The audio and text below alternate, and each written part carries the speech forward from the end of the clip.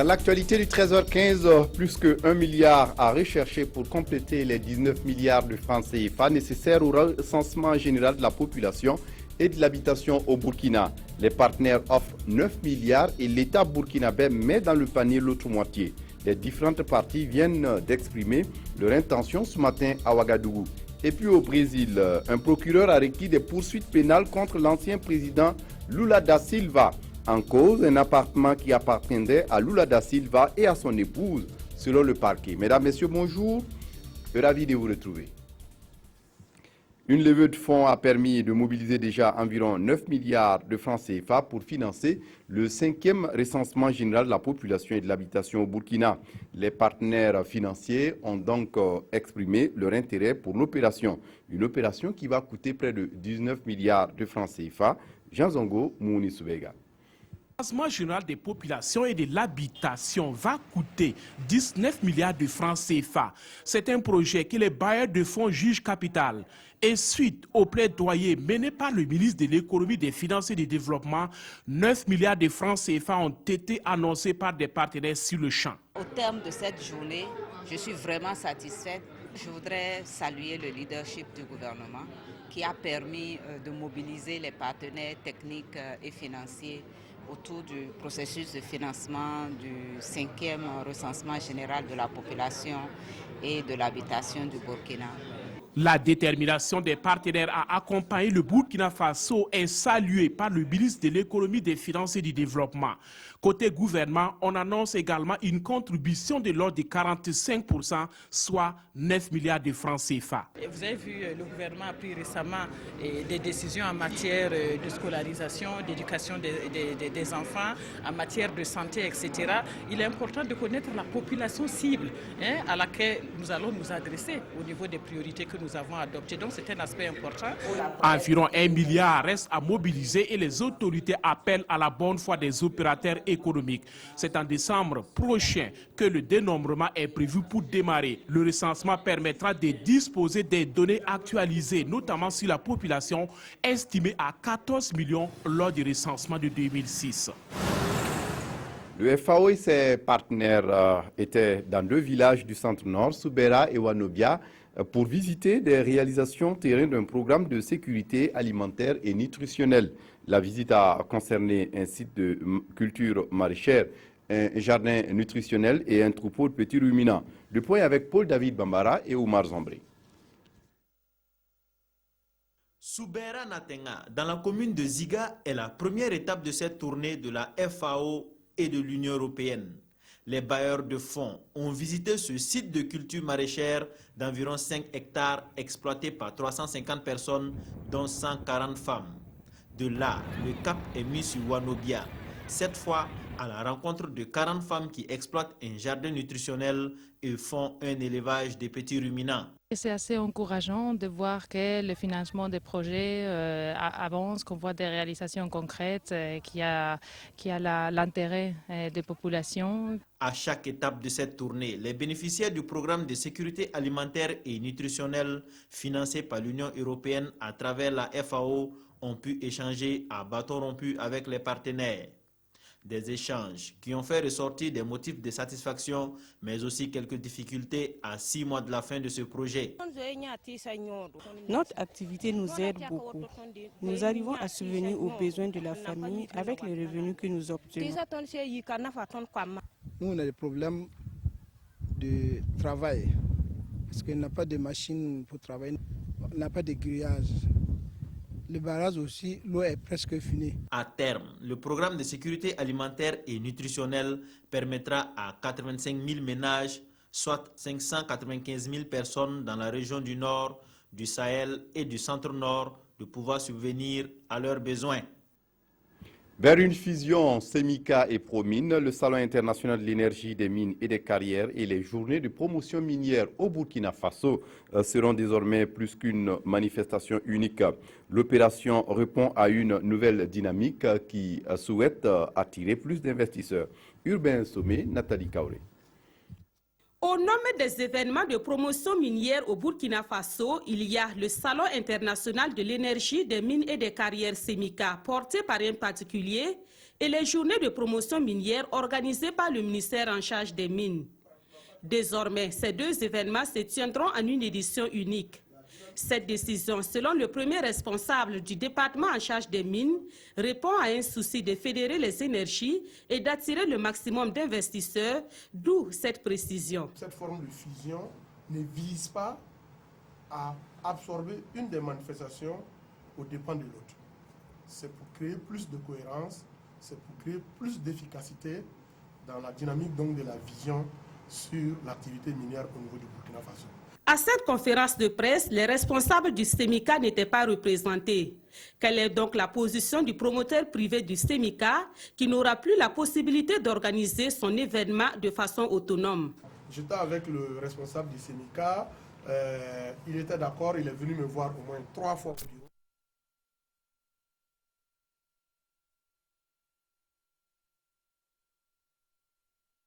Là, la conférence de presse, mais quand cela ne tienne, SEMICA, en tout cas à travers ses premiers responsables, a été la première structure qui m'a approché pour me proposer donc cette fusion.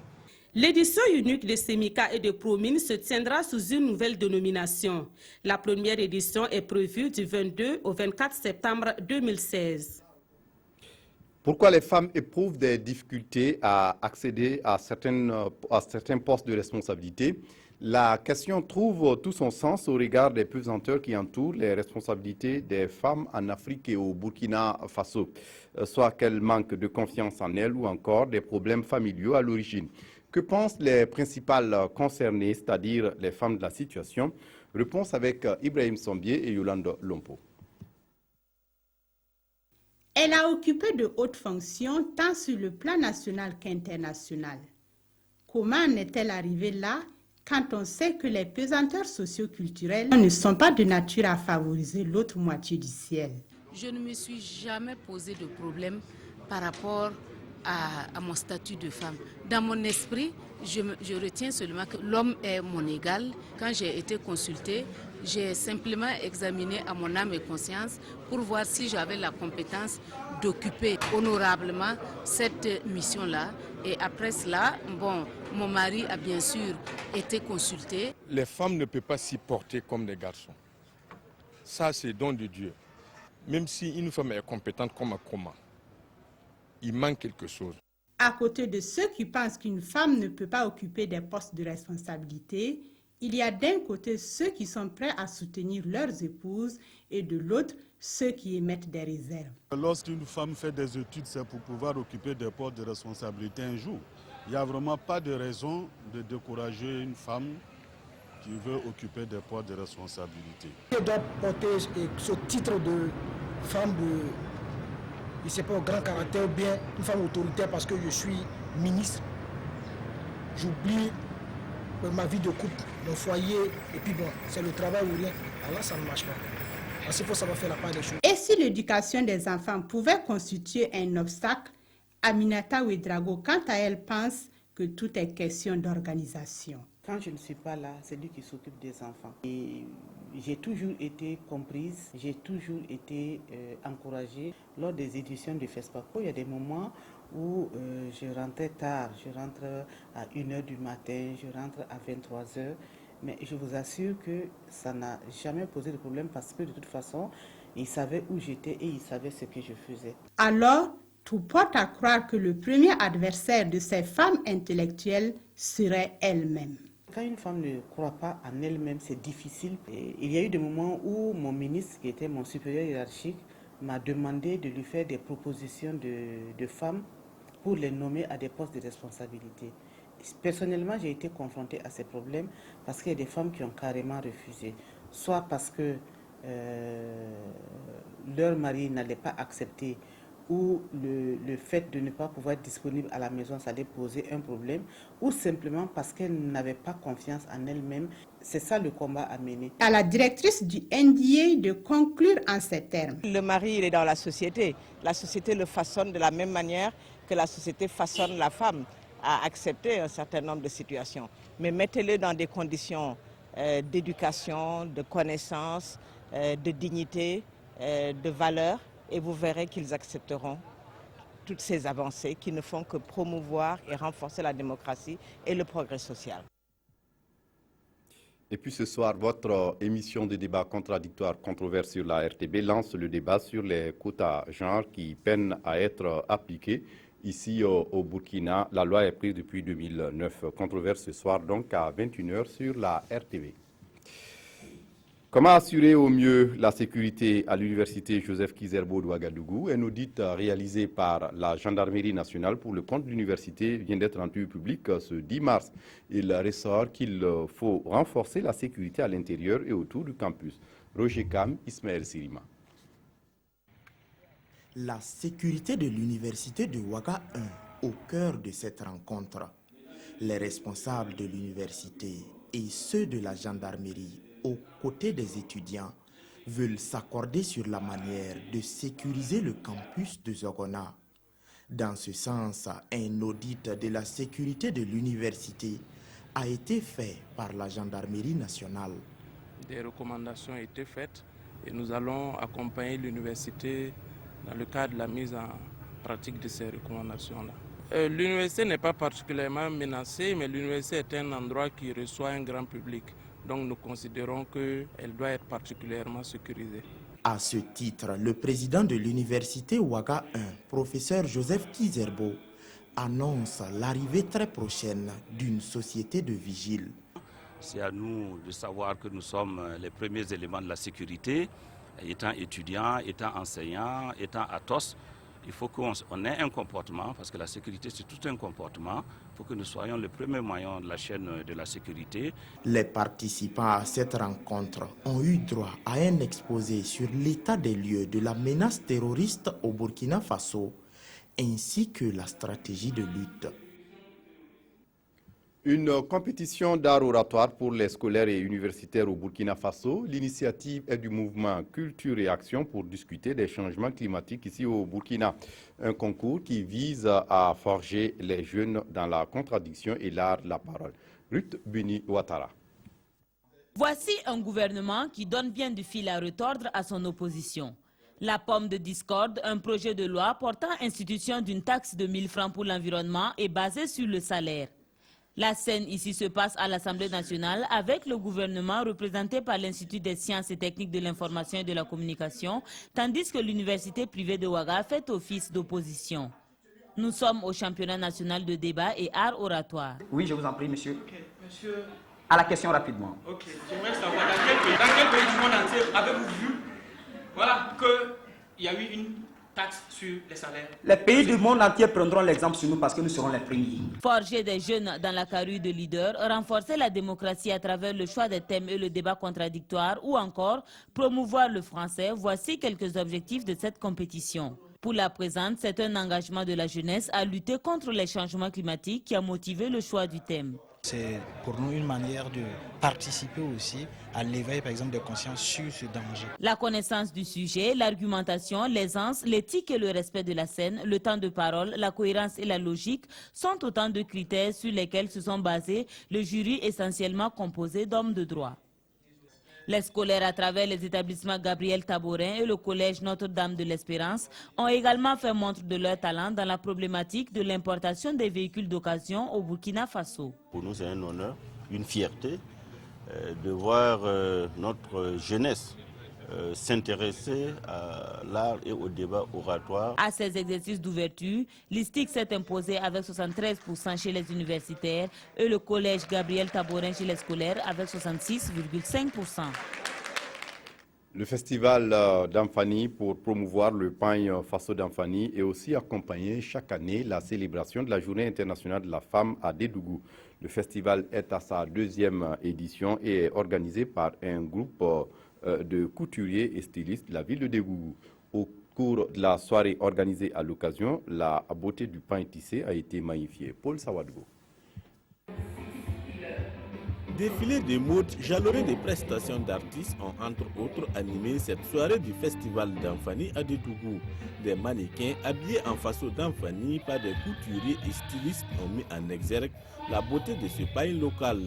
Ce festival vise à promouvoir le Faso d'Anfani et aussi accompagner les femmes dans la célébration de la Journée internationale de la femme. C'est de valoriser le Faso d'Anfani et je vais en même temps vous dire que nous sommes à notre deuxième édition. Ça veut dire que nous avons déjà devancé le gouvernement même dans cet élan-là. Bon, maintenant encore deuxièmement, c'est accompagner les femmes dans la célébration du 8 mars. Souvent les dames disent que le Danfani, on ne peut pas faire certains modèles avec ça. Nous, on l'a fait ce soir-là. Le festival d'Anfani est à sa deuxième édition et revêt une grande importance dans la promotion de nos produits locaux. Beaucoup en sont conscients et n'ont pas hésité à saluer cette initiative. C'est la deuxième édition. L'année dernière, il n'avait pas été en tout cas dit que tout le monde devait être en Faso d'Anfani. C'est le cas cette année. Donc vraiment ce festival, s'il n'existait pas, bon, il fallait vraiment qu'on le crée. Ça magnifie notre journée. Ils ont décidé d'accompagner les femmes pour la célébration du 8 mars. Ça déjà, nous savons comment les remercier. Et deuxièmement, c'est parce qu'ils veulent promouvoir le Faso d'Anfani. Ce festival est une occasion pour les couturiers et stylistes d'échanger et d'exposer leurs chefs-d'œuvre. Rendez-vous est donné à l'année prochaine pour la 3e édition. Et puis à l'étranger, l'ancien président brésilien Luiz Inácio Lula da Silva a été mis en examen ce mercredi dans le cadre d'une enquête pour blanchiment d'argent, a fait savoir le procureur de Sao Paulo, sans préciser les faits qui lui sont reprochés. L'ex-chef de l'État, qui a été interpellé vendredi et interrogé 3 heures par la police, est soupçonné d'avoir dissimulé des propriétés d'un luxueux appartement à Guarujá. Lula va-t-il être inculpé de blanchiment d'argent? C'est ce que souhaite un procureur de Sao Paulo qui a requis des poursuites pénales à l'encontre de l'ancien président brésilien. En cause, un appartement qui appartiendrait à Luiz Inácio Lula da Silva et à son épouse. Selon le parquet, les intéressés nient être les propriétaires réels du triplex, reconnaissant simplement avoir un temps pensé à l'acheter avant de renoncer à l'acquisition. Le triplex, situé dans la station balnéaire de Guarujá, est officiellement au nom d'OAS, une entreprise de construction impliquée dans l'affaire Petrobras. Ce scandale tentaculaire de corruption autour du géant étatique pétrolier fait trembler les puissants patrons du BTP brésilien, mais aussi la classe politique, dont le successeur de Lula, l'actuelle présidente brésilienne Dilma Rousseff. Et pour terminer, les quotidiens de ce 10 mars reviennent sur les raisons du sitting des travailleurs de la santé, un sitting qui a débuté le 9 mars et qui se poursuivra jusqu'au 11 mars. Un autre sujet à la une des quotidiens, l'élection présidentielle au Bénin. La revue de presse est signée Evelyne Dabiré. Les parutions de ce 10 mars ont relayé le mécontentement des travailleurs de l'hôpital Yalgado. Depuis hier, mercredi 9 mars, annonce Notre Temps, les travailleurs de l'hôpital Yalgado-Ouedraogo observent pour 3 jours un sitting suivi d'une marche pour exiger de meilleures conditions de travail. Organisé par le syndicat des travailleurs de la santé humaine et animale de 7h à 10h, ce sitting vise à dénoncer les conditions de travail du personnel de l'hôpital et aussi exiger la satisfaction de leurs plateformes revendicatives précises le soir. Conséquence, l'hôpital Yalgado vit au ralenti, informe aujourd'hui au Faso, qui publie dans ses colonnes les explications du directeur général de l'hôpital, Robert Sangaré, de même que l'avis du secrétaire général du syndicat, pour qui le pouvoir, au-delà des discours, a fondamentalement démissionné vis-à-vis de l'hôpital Yalgado. Actualité hors du Burkina, Siroya annonce que l'opposition politique au Niger se retire du scrutin. La coalition de l'opposition a annoncé à Niamey son retrait du second tour de la présidentielle, prévu le 20 mars. À l'origine de ce boycott, précise l'observateur Palga, les récriminations suivantes de l'opposition, iniquité de traitement entre les deux candidats et absence de proclamation officielle des résultats du premier tour. L'observateur Palga interroge alors, ce second tour aura-t-il lieu à bonne date, c'est-à-dire le 20 mars prochain, à moins que, poursuit ce quotidien, dans ce Niger où les crises politiques font le lit des coups d'État, ces réticences de l'opposition ne cachent le secret et honteux espoir de voir la grande muette sortir de son silence et siffler la fin de la récréation. C'est tout pour ce journal. Merci de votre attention. Très bonne suite de programmes sur la RTB. Au revoir.